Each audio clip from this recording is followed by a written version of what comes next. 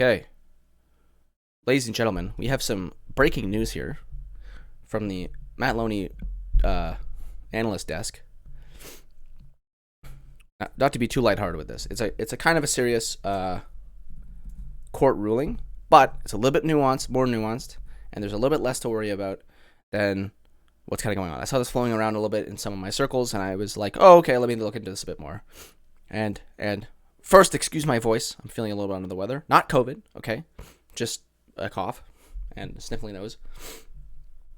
But this ruling is a little bit controversial, especially with like shit like this. Because intoxication, people automatically assume drunk, and then in defense of violent crimes, rape. So people think that Canada's Supreme Court just ruled that if you're drunk, you can rape people. Not the case exactly. It's a little bit more nuance to it. So I wanted to bring up this one first because a lot of people were sharing this article. There's a little bit of a confusion in the article, but basically the Supreme Court has ruled that Supreme Court has issued a major decision on Friday allowing criminal defendants in cases involving assault, including sexual assault, to use a defense known as self-induced extreme intoxication. Effectively, this means defendants who voluntarily consume intoxicating substances and then assault or interfere with the bodily integrity of another person can avoid conviction if they can prove they were too intoxicated to control their actions.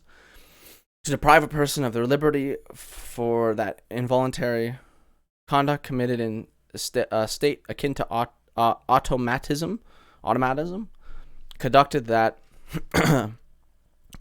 cannot be criminal, violates the principles of fundamental justice in a system of criminal justice based on person's responsibility for one's actions. That's the important part here. Based on a person's responsibility for one's actions. We'll get into this a little bit later, but the self-induced extreme intoxication is basically an insanity plea. So you are no longer in control of your own actions once you're in a state of insanity. Wrote Justice Nicholas Kaiser in the unanimous 9-judge ruling. This is where things get confusing. If people are like, under Section 33.1 of the Criminal Justice Code, extreme intoxication, formerly known as non-insane automatism, cannot be used as a defense in criminal cases where the accused voluntarily ingested the intoxicating substance. So that's interesting. I wonder what they mean by non-insane automatism. Okay, I feel like I'm saying autism. Automatism. What is that? Hold on.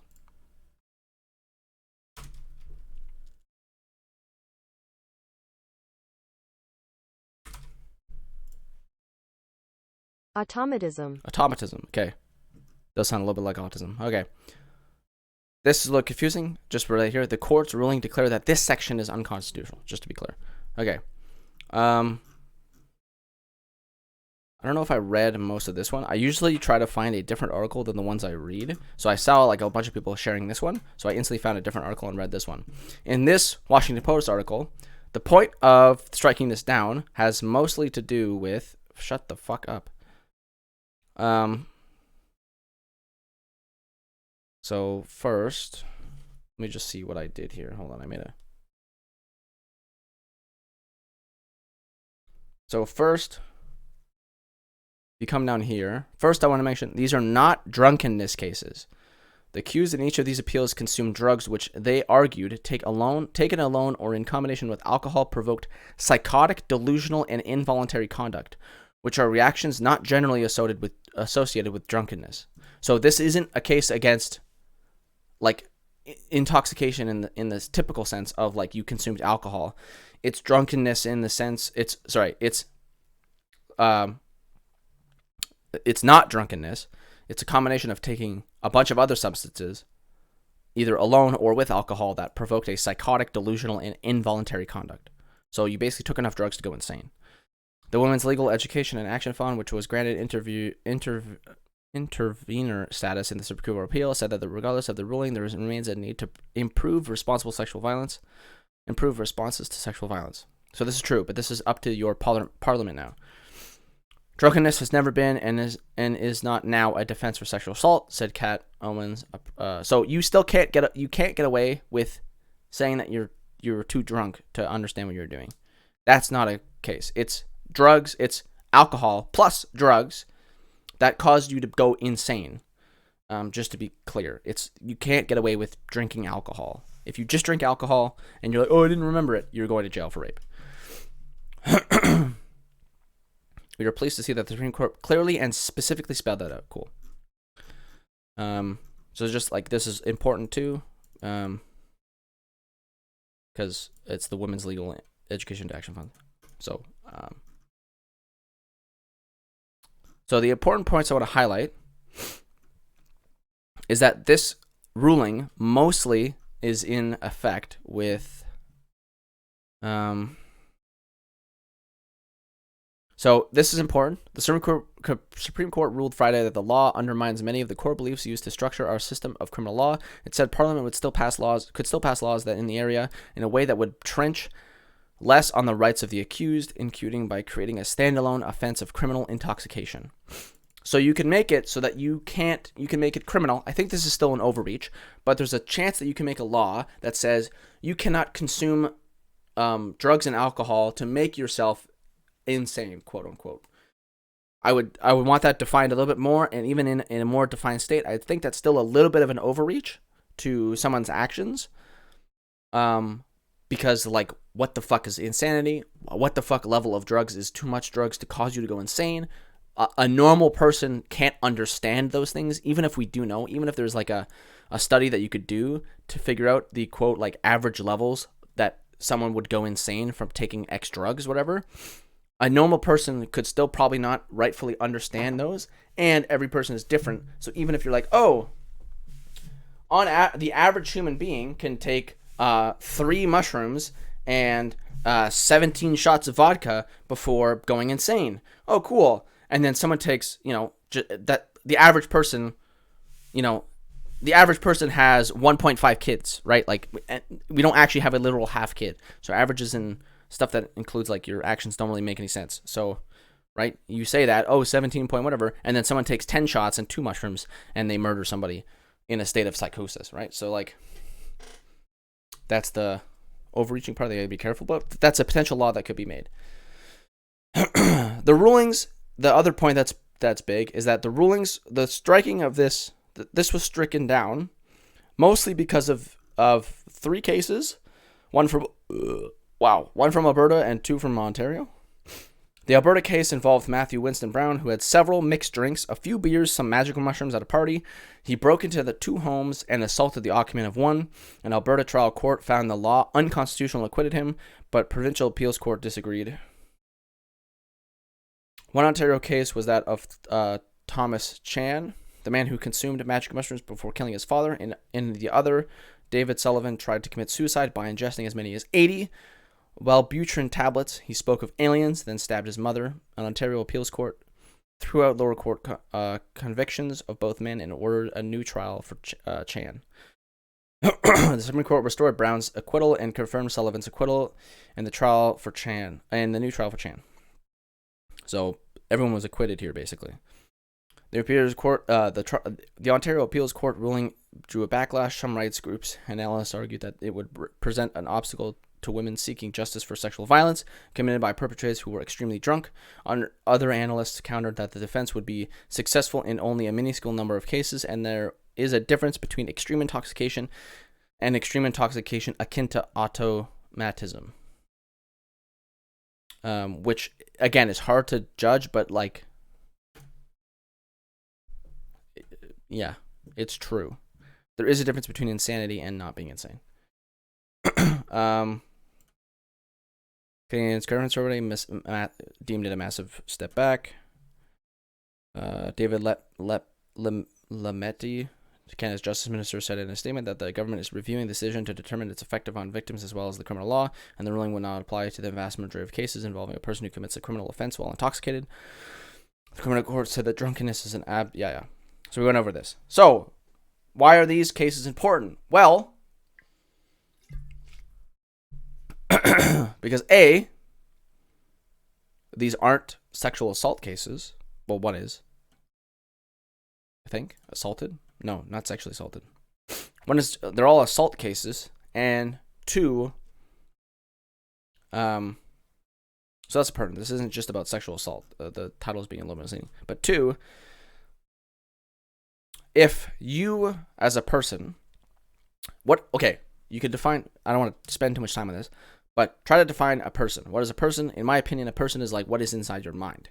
Your body, the rest of your body, doesn't really matter what it looks like, right? Your person is inside your mind. Who you are as a person's, your constitutional law of like what the word that encapsulates persons in law and in the Constitution, what makes you a person and why like gay, bi, trans, all of these things should be categorized, like need to be protected by your Constitution, is because your persons, the persons part in all law is your mind, not like your entire body, your mind, what is inside your mind. And we know that insane people aren't in their mind anymore. They are insane. They are out of their mind. And we know that insane people aren't they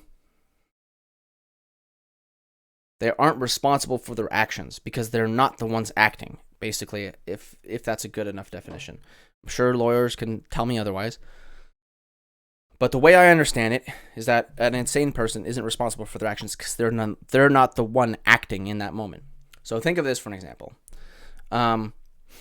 You murder somebody. Your body... No, I'm using too much triggered language. Okay, you murder somebody. You stab somebody, killed them, and they're left out there. And I'm gonna say the same story in two different ways, just in case some people are like, "Oh, it depends on your response," and I don't know your response. You stab somebody. There's no evidence you stabbed anybody. You don't remember you stabbed anybody. It's basically if a tree fell in the forest and no one was around to hear it, did the tree fall? But in this case, it's with your fucking brain, so it's a little bit different. So you stab somebody. You don't remember you stabbed somebody. Like, not at all. There's not a shred of evidence. Not even like a deep scan into your brain reveals that you did this. Even though we don't have that technology. Well, maybe if it did. Anyways, okay, we'll talk about today's technology. You can't remember any of it. There's no amount of like therapy or anything that's allowed you to remember that action. Because I think they can do that. I think a court can ask that you get a review or whatever to see if you can remember the actions that you did. Anyways, let's say all of that fails and you can't remember. There's not a shred of you remembering anything. You don't feel remorse. There's nothing. You can't remember a single thing you did. And nobody has any evidence that you kill anyone. Did you really kill somebody? Some of you might say yes. Now you can also add on top of that there was video evidence. Everyone in the planet can see you stabbing somebody like multiple times, but you can't remember any of it. And like we said, testing doesn't reveal that you couldn't remember any of it either. Did you kill somebody? Did you, the person, kill somebody? The persons, right, under your constitutional law, did you, the person, kill somebody? I would argue you didn't, because your person is your mind, and when you're insane, you're out of your mind. And if you can't remember anything, right? So the point of our justice system is rehabilitation. How do you rehabilitate? Well, you need to think about your actions, and using the remorse you feel and a bunch of other shit, you rehabilitate, right? You look back on what you did, you feel remorseful, you move on. If you have no memory of doing anything, did you even do the action? Right? Well, how can you say you did the action if there's nothing to like remember it by? Sure, your body did it. Sure, but there's like your mind didn't conceive of the action. You can't feel bad about the action. Did you do it? So another way to think about this is imagine, what Eno is right there, and Eno does the mind swap and swaps into your body, kills somebody, and then swaps back. And you, being in Eno's body, you're like, I don't know what the fuck's going on, and then you jump back in your body, and people arrest you for murdering somebody. Did you murder somebody? Well, no, your mind literally left and went into somebody else's body. Okay, that's a Naruto reference. But if somebody could take out your brain, move it to some other body, take another brain, put it inside of your body, then that new brain kills somebody, and then you swap brains again. Did you kill somebody? Well, no, your brain moved over there. Your brain wasn't responsible for that action. In the same sense of here, until we can prove that insanity is an action of a person, you have to assume that that person isn't a person anymore while they're in their state of insanity. That person's, me, Matt Loney, is gone during my moment of insanity.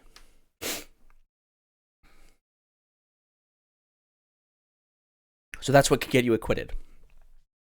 Is that you, the person, are no longer, you, Thomas Chan, are no longer in control of your own body. Now, the question is with voluntary and involuntary, well, the voluntary consumption of something. So the reason why this court strikes it down, in my opinion, is that basically the law was saying that you can't, it's illegal for you to choose to go insane. But nobody chooses to go insane. You choose to take a fuck ton of drugs, okay? But that doesn't mean you chose to go insane. Right? Insanity is a very, very, very, very, very, very, very, very, very, very, very, very, very different thing than reality. It's unimaginably different. I can tell you that your brain being removed and moved over to another thing, blah, blah, blah. But being actually insane, even for a brief moment, and if you've never taken drugs, you will not even know what this is close to, okay? I had a psychotic episode taking drugs once. And even then, I still don't even think I have any, because I haven't taken like shrooms or anything. This was just a psychotic episode from like fucking weed. Maybe it was laced. I don't know. For the sake of argument, I will say it wasn't. So there's like a whole other world that you're not even aware of if you've never taken like shrooms or anything like that. And even in my very limited experience with being in a psychotic state, which I don't even know if I would describe myself as being in this, because it's not like I went to a doctor and asked them like, well, what does it mean to be in a psychotic state? Just from what I remember, or lack thereof, it was not reality, okay? It was not, I was not inside my body for most of that. Or like I was in a different dimension, it felt like. It's impossible to describe. But anyways, so with that, like psychosis, insanity is like a totally different animal. Totally different state of mind, literally. So to say that though that person's actions are their own, I think is a bit of an overstretch. And I agree with the court's striking of this law. Now, again, it's very important that they said this stuff. It's now up to you. What can you do? If you disagree with this, what can you do? Well, go call your MPs, your local MPs for federal stuff, and your provincial leaders and stuff like that, whatever you have locally, whatever party you agree with locally, or all of them, whoever's in charge, whoever you agree as a politician, call them all, send them in mail, whatever, and tell them that you support legislation to make it so that people who, to make a law that you support legislation, how I would write it is that I support legislation to correctly define how a person, at what level is a person still responsible for their actions, basically. And if you cross that level, or something along the lines of, if you cross that level, it is still your actions because you chose to cross that level, being unknown, being aware that that level exists, or making it illegal to cross a certain level of drug consumption, or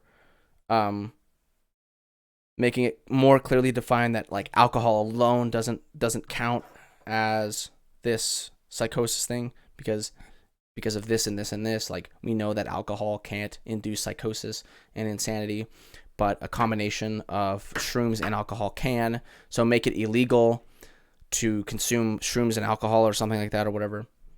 Do that. Tell your MPs and so get your politicians involved. And do that. If you wanna help, that's how you can do that. To the best of my abilities, I'm not an expert on that. Maybe that's not how you do it. You can come tell me another way. You can go and protest if you want, but I think the better thing is just because there's a lot of nuance here. It's not because the Supreme Court isn't telling you that a drunk person can sexually assault you and get away with it.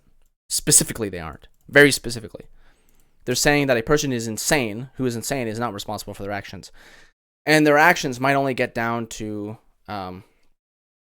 might only drop their sentencing down to like involuntary manslaughter. In some cases, they may get acquitted. So they got acquitted here, but I think that's just because of They get acquitted because of other reasons, but you could get acquitted or you don't or whatever.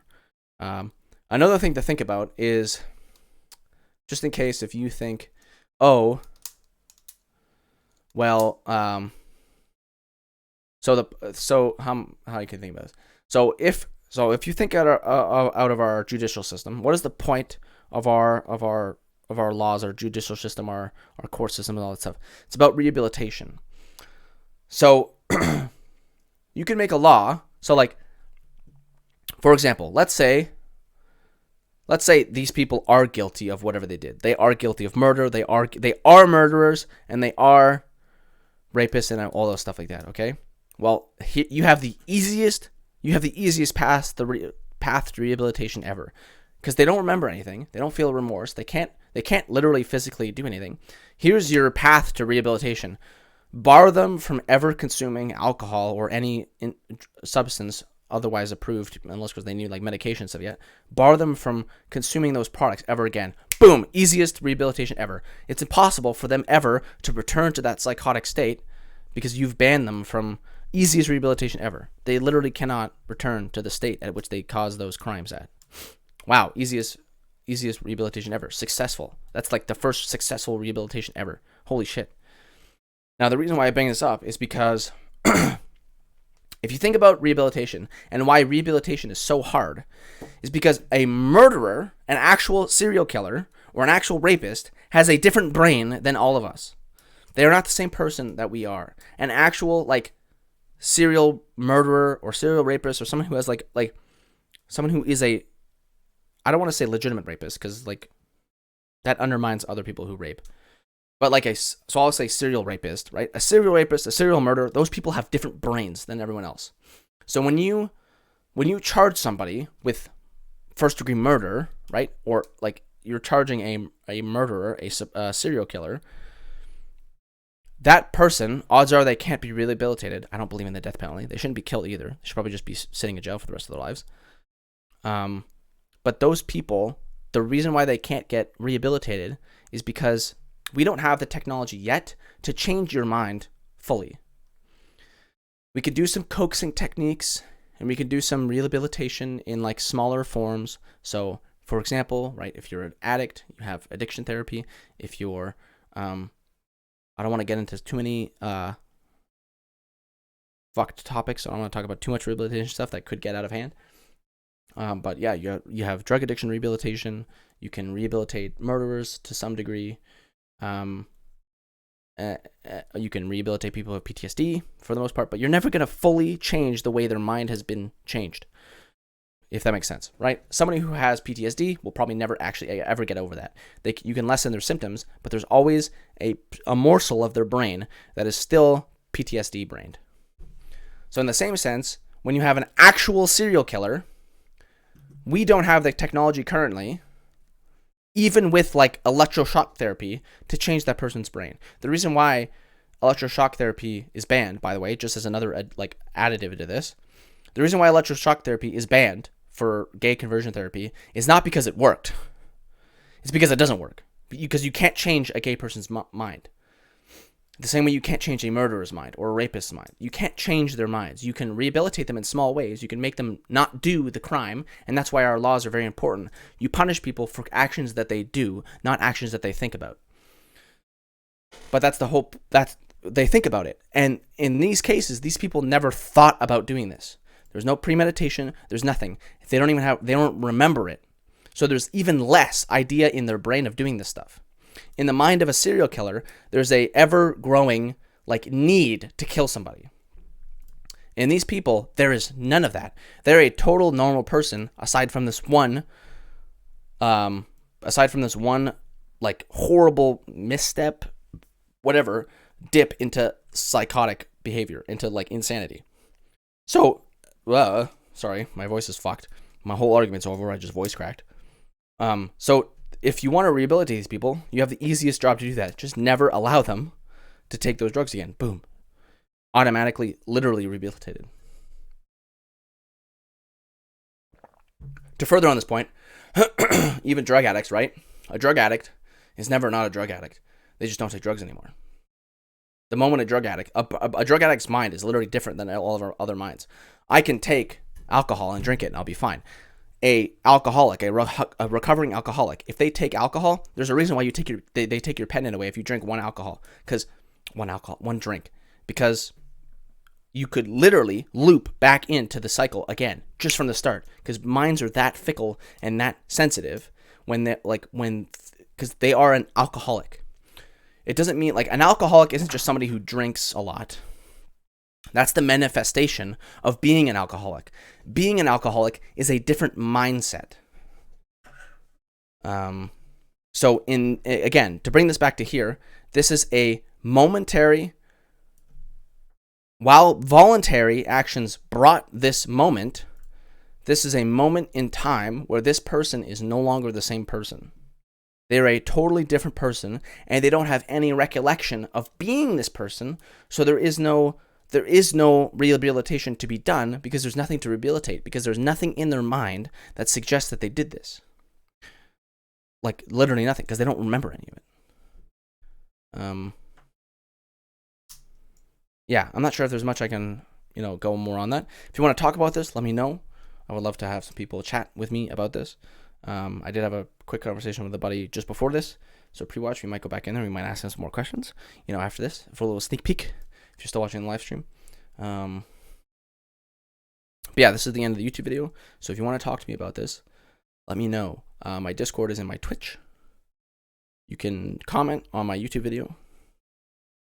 I don't know if my email is linked anywhere. I might do that. That's a thing that I might do. But I think I should make a new email. Yeah. Anyways, ignoring my this talk. If you want to talk about this, do let me know. I want to have conversations with people, because I don't want shit like this to get out of hand, because our Supreme Court system isn't the United States. We have a good Supreme Court system.